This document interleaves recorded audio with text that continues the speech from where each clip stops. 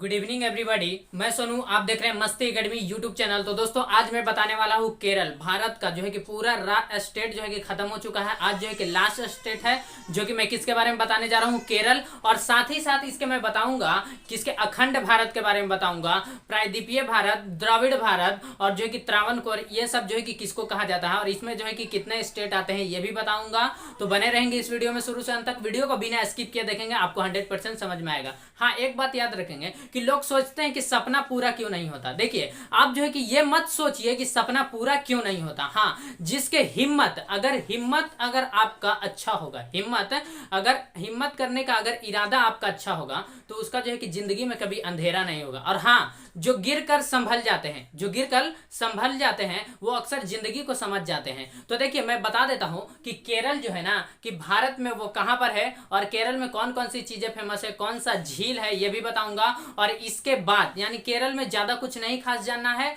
और इसके बाद मैं बताऊंगा अखंड भारत के बारे में, प्रायद्वीपीय भारत के बारे में और जो कि द्रविड़ भारत, त्रावणकोर। तो देखिए, बने रहेंगे। देखिए, सबसे पहले मैं हेडिंग डाल देता हूं जिसका है केरल।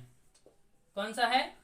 केरल है। देखिए, मैं आपको भारत के नक्शे में दिखा देता हूं कि केरल जो है ना वो कहां पर है। तो आप ध्यान से देखेंगे, आप भी बनाते चलेंगे। तो देखिए, ये रहा भारत का नक्शा। किसका नक्शा रहा? भारत का नक्शा। इसके बाद मैं अखंड भारत का भी नक्शा बनाऊंगा। चलिए देखिए, ये रहा सिंपल सा, आपको समझाने के लिए मैं भारत का नक्शा बना दिया हूं। गौर से देखेंगे, अच्छे से समझ में आएगा बिल्कुल।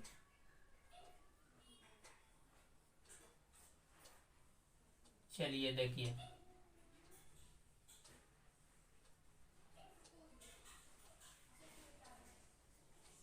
देखिए, ये रहा भारत का नक्शा। किसका नक्शा है? भारत का नक्शा। तो अब देखिए, आपको अंदाजा लग गया होगा कि बच रहा है यही स्टेट ना, पतला सा है। तो यही तो हमारा केरल है, यहीं तक है, यही हमारा केरल है। ये कौन सा स्टेट है? केरल है। ये कौन सा स्टेट है? केरल। केरल में ज्यादा कुछ खास नहीं जानना है इसके बाद, इसीलिए मैं इसी के साथ साथ जो है कि मैं खंड भारत के बारे में भी बताऊंगा। तो देखिए, ये रहा केरल। ये कौन सा स्टेट है? तो आपने देखा कि भारत में जो है ना कि केरल यहाँ पर है। भारत में केरल कहाँ पे है? यहाँ पर है। भारत में केरल। देखिए, केरल का जो है ना कि मसालों का राज्य। सवाल पूछता है कि मसालों का राज्य जो है ना वो कौन सा है? मसालों का राज्य केरल। मसालों का राज्य केरल। तो देखिए, आपको आइडिया लग गया कि नहीं? हाँ, आपको बिल्कुल आइडिया लग गया होगा कि भारत के नक्शे में जो है ना वो केरल कहां पर है, केरल कहां पर है। तो चलिए, अब मैं इसको मिटा करके मैं एक बड़ा सा केरल का नक्शा बनाता हूं और उसमें आपको दिखाता हूं कि कौन कौन सी चीजें फेमस है। तो चलिए, इसको मिटा दूं।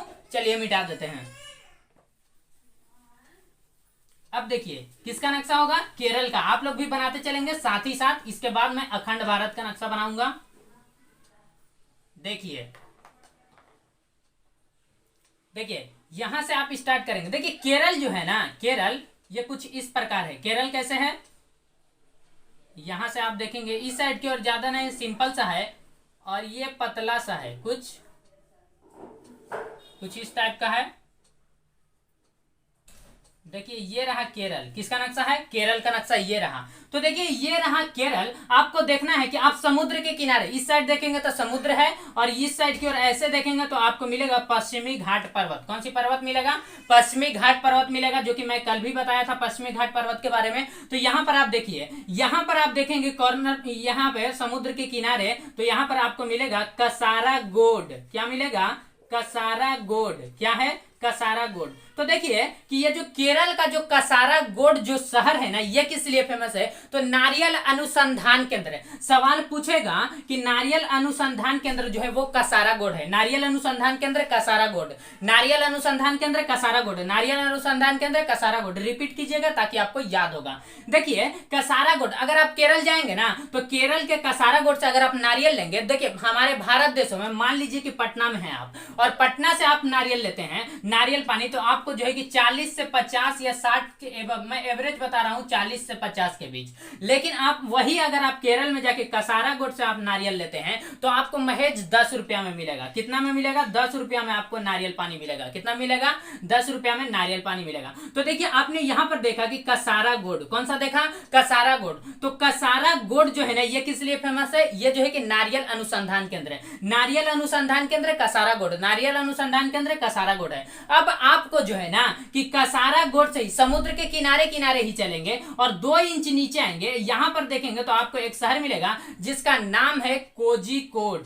देखिए मैं इस साइड की ओर लिख देता हूं कोझिकोड। देखिए कोझिकोड जो है ना ये किस लिए फेमस है, तो ध्यान से सुनेंगे कि कोझिकोड का पुराना नाम इसका कालीकट है। कौन सा है? कालीकट। कोझिकोड का पुराना नाम क्या है? कालीकट है। कोझिकोड का पुराना नाम कालीकट है। तो देखिए ये जो कालीकट है ना 1498 ईस्वी में, 1498 ईस्वी में वास्को डी गामा, कौन था? वास्को डी गामा, ये पुर्तगाली था। तो 1498 ईस्वी में यानी कि एक पुर्तगाली वास्को डी गामा कहाँ आया था? केरल के कोझिकोड में। कहाँ आया था? केरल के कोझिकोड में। केरल के कोझिकोड में। केरल के कोझिकोड में कौन आया था? एक पुर्तगाली, जो तो कौन था? Vasco D gamma. अब देखिए आपको यहां से नीचे आना है और 2 इंच नीचे आएंगे तो यहां पर आपको मिलेगा एक शहर जिसका नाम है एर्नाकुला। एर्नाकुला, बस ज्यादा नहीं, आपको 4 ही जगह देखना है। और देखिए एर्नाकुला से जस्ट नीचे बगल में ही देखेंगे, जैसे कैसे हमारा पटना है और दानापुर है, तो पटना और दानापुर में कोई डिफरेंस है? नहीं। देखिए ज्यादा तो डिफरेंस नहीं है। डिफरेंस देखिए ये आप समझिए कि यहां पर आपने देखा एर्नाकुला और यहीं पर आपको मिला कोची। क्या मिलेगा? कोची। तो आपने देखा कि यहीं पे है एर्नाकुला और यहीं पे है कोची। एर्नाकुला और कोची। तो देखिए इन दोनों के बीच में जो है कि ज्यादा का अंतर नहीं है। अगर आप एर्ना से चलें और कोची की ओर जा रहे हैं तो आपको पता नहीं चलेगा कि कहां पर एर्ना जो है कि खत्म हुआ और कहां से कोची स्टार्ट हुआ। तो देखिए कि जो शहर, अगर 2 शहरों के बीच में आपको डिफरेंस नहीं पता चल रहा है कि कहां पे वो पहला शहर खत्म हुआ और दूसरा शहर कहां से स्टार्ट हुआ, अगर डिफरेंस नहीं पता चले तो उस शहर को जुड़वा शहर के नाम से जाना जाता है। जिस प्रकार से आप कह सकते हैं कि पटना और दानापुर जो है कि लगभग अब जो है कि मिल चुका है। अब आप जो है ना कि ये नहीं बता सकते हैं कि कहां से दानापुर स्टार्ट हुआ और कहां से जो है कि पटना खत्म हुआ, ये भी तो इसी को हम कह सकते हैं, क्या कहेंगे? जुड़वा शहर। तो पटना और दानापुर को आप जुड़वा शहर कह सकते हैं। उसी प्रकार केरल में आपने देखा कि केरल का एर्नाकुला और जो है कि कोच्चि, केरल का एर्नाकुला और कोच्चि जो है इन दोनों को आप क्या कहेंगे? जुड़वा शहर। तो इन दोनों को क्या कहा जाता है? जुड़वा शहर कहा जाता है। क्या कहा जाता है? जुड़वा शहर। देखिए आप नीचे की ओर बढ़ेंगे तो यहां पर आपको मिलेगा एक शहर और उस शहर का नाम है तिरुवनंतपुरम। देखिए तिरुवनंतपुरम। देखिए तिरुवनंतपुरम जो है ना, तिरुवनंतपुरम ये किस लिए फेमस है? तो देखिए ये तो इसका केरल का राजधानी है। केरल का क्या है? राजधानी है तिरुवनंतपुरम। केरल का राजधानी क्या है? तिरुवनंतपुरम। तिरुवनंतपुरम क्या है? राजधानी है। किसकी राजधानी है? केरल की राजधानी। तो ये आपने देख लिया कि एर्नाकुला और कोच्चि जो है ये दोनों क्या है? जुड़वा शहर है। एर्नाकुला और कोच्चि जो है ये क्या है? जुड़वा शहर है। देखिए कल के क्लास में जब हम तमिलनाडु बता रहे थे तो आपको हम बताए थे कि आप देखेंगे कि केरल का कोच्चि, तो केरल का कोच्चि तो आपने यहां पर देखा, लेकिन यहां पर कौन सा स्टेट था? किसका? आप याद कीजिए, तमिलनाडु का। यहां पर है तिरुवनंतपुरम। तो यहां पर मैंने एक दर्रा बताया था और उस दर्रा का नाम मैंने बोला था कि पालघाट दर्रा। कौन सा दर्रा है? पालघाट दर्रा। और यहां पर एक दर्रा था, उस दर्रा का नाम था सेनकोट दर्रा। कौन सी दर्रा? सेनकोट दर्रा। नहीं देखे हैं तो आप जो है कि तमिलनाडु का वो क्लास देख लें, आपको समझ में आ जाएगा कि पालघाट दर्रा और जो है कि सेनकोट दर्रा किन किन को जोड़ता है। किन किन जो है कि स्टेट के जो डिस्ट्रिक्ट है, जो स्टेट का जो ये शहर है और उसके कौन कौन से शहर को ये जोड़ता है दर्रा। तो पालघाट दर्रा, सेनकोट दर्रा, पालघाट दर्रा, सेनकोट दर्रा। देखिए एक बात और यहीं पर मैं बता देता हूं कि अंदर में कि एक जो है कि इस टाइप का एक ये बना हुआ है जिसका नाम है झील। यहाँ पे केरल में देखेंगे आप जो है कि फिजिकल नक्शा, केरल का फिजिकल नक्शा खोलेंगे और फिजिकल नक्शा में यहाँ पर एक झील दिखेंगे, उस झील का नाम होगा वेम्बनाड झील। कौन सा झील होगा? वेम्बनाड झील। देखिए सवाल पूछता है कि भारत का सबसे लंबा झील वो वेम्बनाड झील है। कौन सा झील है? भारत का सबसे लंबा झील जो है वो वेम्बनाड झील। भारत का सबसे लंबा झील वेम्बनाड झील। भारत का सबसे लंबा झील वेम्बनाड झील। भारत का सबसे लंबा झील वेम्बनाड झील। भारत का सबसे लंबा झील क्या है? वेम्बनाड झील है। भारत का सबसे लंबा झील वेम्बनाड झील। अब देखिए आपको जो है कि केरल के बारे में और इससे ज्यादा कुछ नहीं जानना है खास, तो मुझे उम्मीद है कि आपको जो है कि केरल के बारे में समझ में आ गया होगा। अब मैं इसको मिटा करके जो है कि मैं किसके बारे में बता देता हूं, ये होगा किसके बारे में? अखंड भारत। तो चलिए इसको मिटा दूं, चलिए इसको मिटा देते हैं। देखिए अब देखेंगे आप अखंड भारत। देखिए अब मैं अखंड भारत का एक नक्शा बनाऊंगा, सिंपल सा, आप लोग भी बनाते चलेंगे। प्रायद्वीपीय भारत भी बताएंगे, वर्तमान भारत भी। वर्तमान भारत तो आप रेगुलर डेली देख रहे हैं वर्तमान भारत को। चलिए देखिए कौन सा होगा, अखंड भारत। अखंड अखंड भारत। देखिए सबसे पहले आप देखेंगे अखंड भारत को मैं दिखाता हूं। तो देखिए आप सबसे पहले एक भारत का नक्शा यानी वर्तमान भारत का नक्शा बना लीजिए। आप लोग भी बनाते चलेंगे। तो देखिए ये रहा किसका, वर्तमान भारत का नक्शा। किसका नक्शा है, वर्तमान भारत का। तो देखिए ये रहा वर्तमान भारत का नक्शा। किसका नक्शा है, वर्तमान भारत। ये है वर्तमान भारत का नक्शा। इसके बाद मैं अखंड भारत को भी बना दूंगा। चलिए ध्यान से देखेंगे। देखिए ये किसका नक्शा रहा, ये रहा वर्तमान भारत। वर्तमान भारत, इसी को हम प्रायद्वीपीय भारत भी कहते हैं। ये क्या है, वर्तमान भारत। ये कौन सा भारत है, वर्तमान भारत है। सॉरी, इसको प्रायद्वीपीय भारत नहीं कहेंगे, ये है वर्तमान भारत। कौन सा भारत है, वर्तमान भारत। देखिए देखिए मैं बताता हूं कि अखंड भारत में कौन कौन से देश आते हैं। देखिए यहां पर जो है कि हमारा श्रीलंका भी आता है। क्या है, श्रीलंका है। श्रीलंका आंसू के आकार का है, लेकिन श्रीलंका जो है कि इसमें आता है कि नहीं ये भी बता देता हूं। तो देखिए ये रहा नेपाल, नेपाल आता है, भूटान और जो है कि बांग्लादेश, म्यांमार आ जाता है, म्यांमार का सीमा आता है। और इधर की ओर आप देखेंगे अफगान का आ जाता है, पाकिस्तान आ जाता है। यहां से आप देखेंगे, ये समझिए आप, मैं लाइनिंग भी यहां पर खींच देता हूं, ड्रॉ कर देता हूं। चलिए देखिए ये रहा किसका, ये जो नक्शा है ये आपको मिलेगा अखंड भारत। किसका है, अखंड भारत है। देखिए अखंड भारत में आता है नेपाल आता है, अखंड भारत में भूटान आता है, अखंड भारत में बांग्लादेश आता है, अखंड भारत में म्यांमार आता है और अखंड भारत में हमारा भारत देश आता है। हमारा भारत देश आता है अखंड भारत में। और एक बात और, ये तो हमारा भारत देश आता है अखंड भारत में, और यहां पर आप देखेंगे तो अफगानिस्तान और यहाँ पे पाकिस्तान। तो देखिए क्या सवाल पूछेगा कि अखंड भारत में श्रीलंका आता है कि नहीं आता है। तो भाई ध्यान रखेंगे कि ध्यान में रखेंगे कि अखंड भारत में श्रीलंका नहीं आता है। अखंड भारत में श्रीलंका आता है, नहीं आता है। देखिए अखंड भारत जो होता है वो अफगान से, कहां से होता है, अफगान से म्यांमार तक है। अफगान से, मैं यहां पर लिख देता हूं म्यांमार, अफगान से कहां तक है, म्यांमार तक। तो अफगान से म्यांमार तक कौन सा है, अखंड भारत है। तो देखिए ये आपने देखा अखंड भारत, ये क्या है, अखंड भारत है। अगर इन सभी को हटा देंगे और केवल ये भारत का नक्शा होगा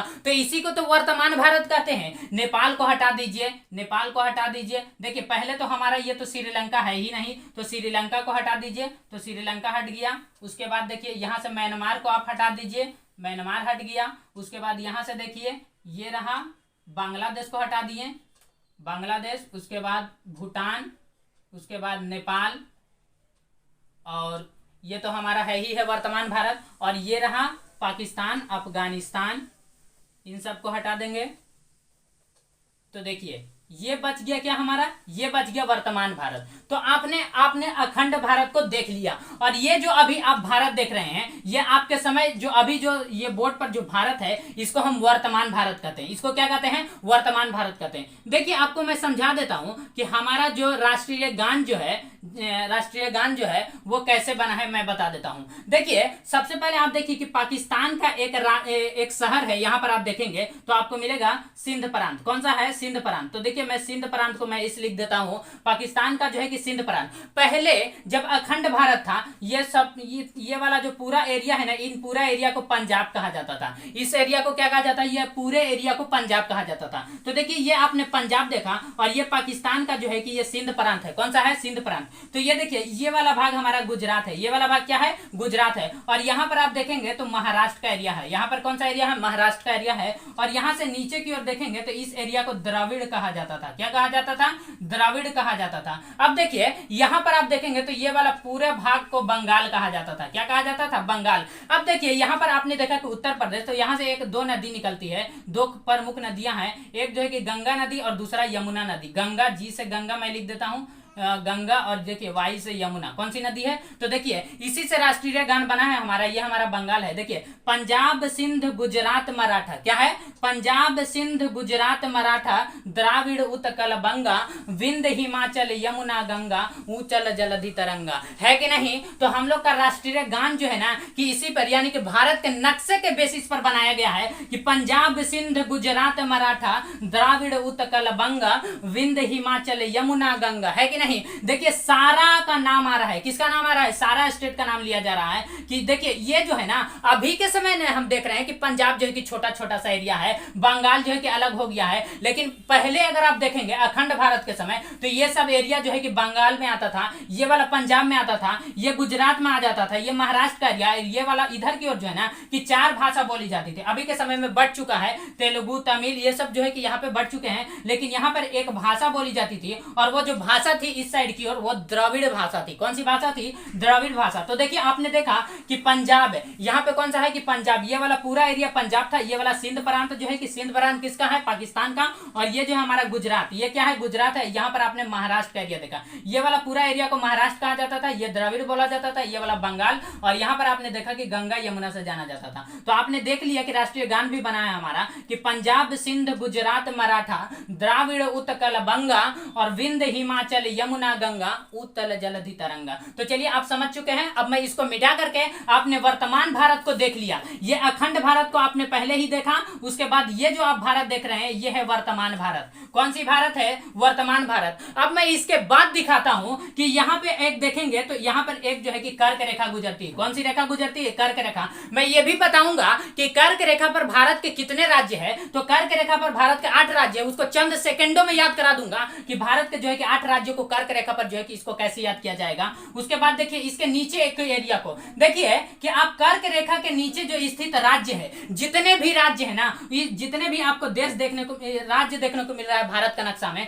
इसी को हम कहते हैं, इसी को प्रायद्वीपीय भारत कहते हैं। क्या कहते हैं? प्रायद्वीपीय भारत। अगर आपको नहीं समझ में आ रहा है तो मैं फिर से भारत का नक्शा बनाकर दिखा दूंगा। तो देखिए ये रहा प्रायद्वीपीय भारत, यानी कि अगर आप देखें, मैं रेड से भी कर देता हूं ताकि आपको समझने में आसानी होगी। तो ये आपने देखा कि कर्क रेखा से नीचे, कर्क रेखा से नीचे जितने भी स्टेट हैं इसको हम प्रायद्वीपीय भारत कहते हैं। क्या कहते हैं? प्रायद्वीपीय भारत कहते हैं। अब देखिए अगर आप भारत के 4 स्टेट को लेंगे, किसको? भारत के 4 स्टेट, जैसे आप ले लीजिए तेलंगाना, क्या होगा? तेलंगाना होगा, आंध्र प्रदेश होगा, और उसके बाद केरल ले लीजिए और तमिलनाडु ले लीजिए, केरल और तमिलनाडु। ये भारत के जो 4 राज्य है ना, इन चारों को हम कहते हैं द्रविड़ भारत। तो देखिए इन चारों को आप इस साइड यहां से ले लीजिए और ये हो गया हमारा द्रविड़ भारत। ये कौन सा हो गया? द्रविड़ भारत। देखिए ये हो गया द्रविड़ भारत। कौन सी भारत हो गया? द्रविड़ भारत। द्रविड़ भारत हो गया, ये हो गया द्रविड़ भारत।